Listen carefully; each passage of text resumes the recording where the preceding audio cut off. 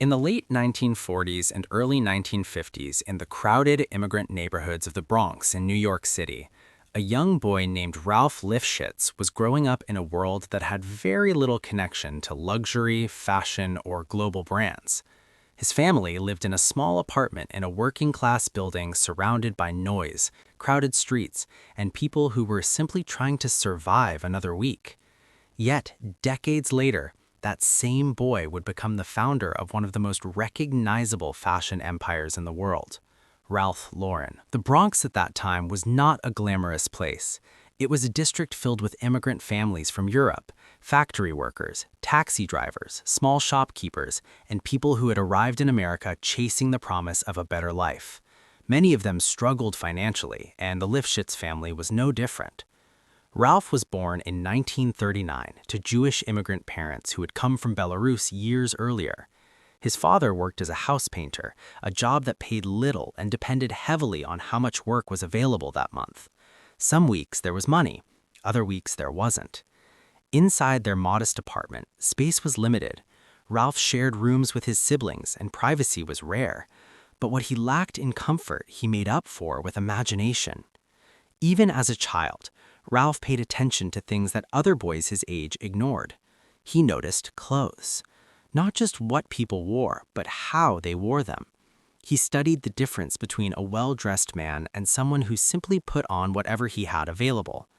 When Ralph watched movies, he paid less attention to the story and more to the wardrobe. Actors like Cary Grant and other Hollywood stars fascinated him. Their suits looked powerful. Their style looked confident. Their lives looked like a completely different world from the Bronx streets Ralph walked every day. But Ralph didn't see fashion as something only rich people could have. He saw it as identity. When he was a teenager, Ralph started developing a small but unusual habit. Instead of spending his limited money on typical teenage interests, he bought clothing pieces that made him feel different from the environment around him. He liked ties. Not ordinary ties, bold ones, wider ties, elegant ties, ties that reminded him of old Hollywood style. His classmates sometimes thought it was strange. Most teenage boys in the Bronx weren't trying to dress like movie stars. But Ralph wasn't trying to blend in. He was imagining something else. By the time he reached DeWitt Clinton High School in the Bronx, Ralph had already developed a quiet confidence about his taste. He believed that style could change the way people saw themselves. Still, dreaming about fashion and building a career in it were two very different things. At that time, the fashion industry in America was controlled by established designers, wealthy manufacturers, and powerful department stores. It was not an industry that welcomed young outsiders from poor neighborhoods.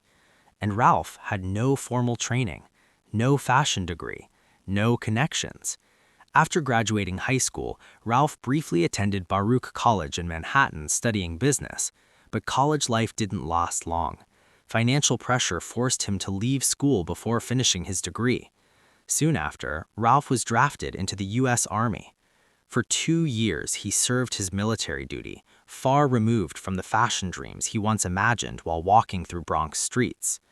When his service ended in the early 1960s, Ralph returned to civilian life and took ordinary jobs to support himself. One of those jobs was working as a sales assistant at Brooks Brothers, a well-known American clothing company. For the first time, Ralph found himself surrounded by high-quality suits, fabrics, and formal wear every day. It was a quiet education. He observed customers. He observed what wealthy businessmen preferred. He watched how certain colors, fabrics, and styles influenced people's confidence. But there was one detail that bothered him: the ties. At the time, most men's ties in America were narrow and conservative. To Ralph, they felt dull. He believed ties should be wider, bolder, and more expressive, more like the ones he admired in classic films. The problem was simple.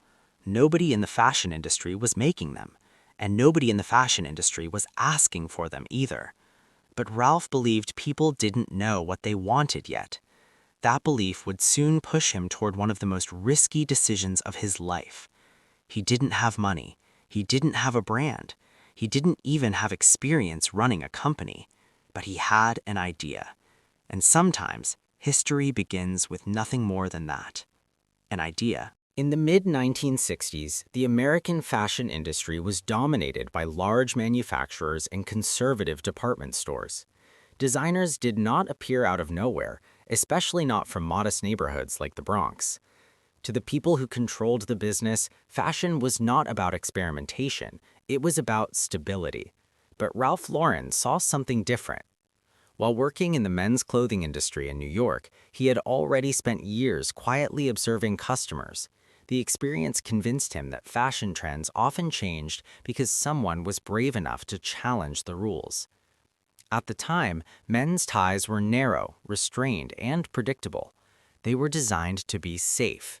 Ralph thought they were boring. The ties he imagined were inspired by an earlier era, the wide, bold neckties worn by Hollywood actors during the 1930s and 1940s. Those ties had personality. They stood out. But every manufacturer he spoke to dismissed the idea. Retailers told him the same thing again and again: men would never buy ties that wide. To them, the concept sounded outdated and risky. Yet Ralph had a different perspective. He believed fashion didn't always follow demand. Sometimes demand followed imagination. In 1967, Ralph decided to take a risk that most people around him considered reckless. He would start his own tie line. The problem was obvious. He had no money, no factory, no established brand name. Even worse, the fashion industry had no reason to take him seriously. But Ralph had something else: persistence. He approached small manufacturers in the garment district in New York and convinced one of them to produce a limited batch of wide ties based on his design ideas. The production was small because nobody wanted to invest heavily in a completely untested concept. The next challenge was selling them. With samples of his ties packed in a simple suitcase, Ralph began visiting stores across Manhattan. The routine was exhausting. He walked into shops, introduced himself, showed the ties, and explained his vision. Most store owners rejected him within minutes. Some didn't even let him finish his explanation. To them, Ralph looked like another salesman trying to sell a product nobody had asked for. But then, something unusual happened. One small boutique decided to take a chance. The store placed a small order. It wasn't a huge success at first, but something interesting happened after customers began noticing the ties in the display window. They looked different. They looked bold. They looked expensive, even though they weren't. Soon, a few more stores became curious, then another, and another. Within months, Ralph's ties began appearing in several New York boutiques. But the moment that changed everything came when the prestigious department store Bloomingdale's noticed the unusual designs. Bloomingdale's had a reputation for introducing innovative fashion products to wealthy New York shoppers. But even they had one condition before agreeing to sell Ralph's ties. He had to remove the label he was using. At the time, Ralph had chosen a brand name that included his original surname, Lifshitz. Store executives worried that customers might react negatively to the unfamiliar name. For Ralph, the request forced a difficult decision. Changing his name meant abandoning part of his identity, but it also meant entering the biggest retail stage in New York. He agreed. The brand would be called Ralph Lauren. It sounded elegant, it sounded memorable, and it soon became the label printed inside his ties. In 1968, Ralph officially launched his company, Polo. The name was chosen not because he played the sport, but because it represented the image of wealth, tradition, and timeless style that he wanted the brand to represent. At that moment, the company was still tiny, just a small tie business, but the foundation of something much larger had already been built. Many companies grow through aggressive marketing campaigns. Ralph Lauren built his brand differently. He focused on creating a world. During the early 1970s, Ralph realized that clothing alone would not make his brand unique. Fashion brands often succeeded when they sold an entire lifestyle rather than individual products. And Ralph understood storytelling. The Polo brand began expanding beyond ties. Soon, there were shirts, jackets, suits, and sweaters. But what made them special wasn't just their design. It was the image behind them. Ralph imagined a world inspired by classic American traditions, Ivy League campuses, country estates, vintage sports cars, and horseback riding. It was a romantic version of American life. Customers weren't simply buying clothes, they were buying an identity. One of Ralph's smartest decisions was focusing on visual presentation. His retail spaces looked different from traditional clothing stores. Instead of simple racks and shelves, his stores looked like elegant homes. Wooden furniture, vintage decorations, soft lighting. Walking into a Polo store felt less like shopping and more like stepping into a story. Another major breakthrough came in 1972. That year, Ralph introduced the Polo shirt.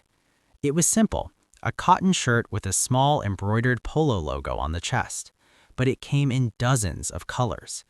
At the time, most shirts were limited to basic shades like white, blue, or gray. Ralph offered bright colors that customers could mix and match. The shirt became one of the most recognizable fashion products in the world. Hollywood also began noticing Ralph Lauren's designs. In 1974, he designed costumes for the film The Great Gatsby starring Robert Redford.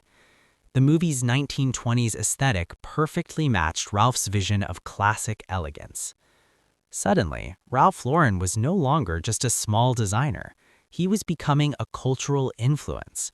Celebrities started wearing his clothes, magazine editors began writing about the brand, and customers across America started recognizing the Polo logo. The small tie business had evolved into a growing fashion company, but rapid growth brought new challenges: managing production, maintaining quality, expanding into new markets. Ralph had built the image. Now he had to build the empire. By the 1980s, Ralph Lauren's company had transformed into one of the fastest-growing fashion brands in the United States. But Ralph's ambitions went far beyond clothing. He wanted to build a complete lifestyle brand. The expansion began with new product categories. First came fragrances, then home collections. Soon there were Ralph Lauren bed sheets, furniture, towels, and interior designs. The idea was simple. If customers admired the Polo lifestyle, they might want to bring that lifestyle into their homes. Ralph Lauren stores also began appearing internationally. Europe, Asia, and the Middle East became major markets. The brand's visual identity, elegant, classic, and distinctly American, appealed to customers around the world. Another powerful marketing strategy involved flagship stores. These locations weren't just retail spaces, they were experiences. The Polo Mansion in Manhattan, for example, looked like a luxurious private residence rather than a commercial store. Customers walked through rooms filled with carefully arranged clothing, antique furniture, and artwork. It felt personal. It felt exclusive. It felt like entering the world Ralph had imagined decades earlier. Financial success followed. By the late 1980s, Polo Ralph Lauren had become a billion-dollar company. But Ralph remained deeply involved in creative decisions. Unlike many founders who eventually step away from design, Ralph insisted on controlling the brand's aesthetic. He approved fabrics, he reviewed store layouts, he supervised advertising campaigns. For him, Polo wasn't just a company, it was a vision, and maintaining that vision became his primary mission. Yet, even successful empires face difficult periods. During the 1990s, the fashion industry changed dramatically. Trends shifted toward streetwear and casual styles. Luxury brands faced increasing competition. Ralph Lauren needed to adapt while protecting the timeless image that defined his company. By the early 2000s, Ralph Lauren had achieved something extremely rare in the fashion world. He had turned a personal vision into a global cultural symbol. The Polo logo, a polo player riding a horse, was now recognized across continents. From New York to Tokyo, customers understood what it represented: elegance, tradition, confidence. But Ralph Lauren's journey was never only about clothing. It was about storytelling. He had taken inspiration from old Hollywood films, Ivy League traditions, and vintage American imagery, blending them into a brand that felt timeless. Few people remembered that the empire had started with a suitcase full of ties. Yet, that moment, the decision to challenge the fashion industry's expectations, remained the turning point of his life. Over the decades, Ralph Lauren also became known for philanthropy.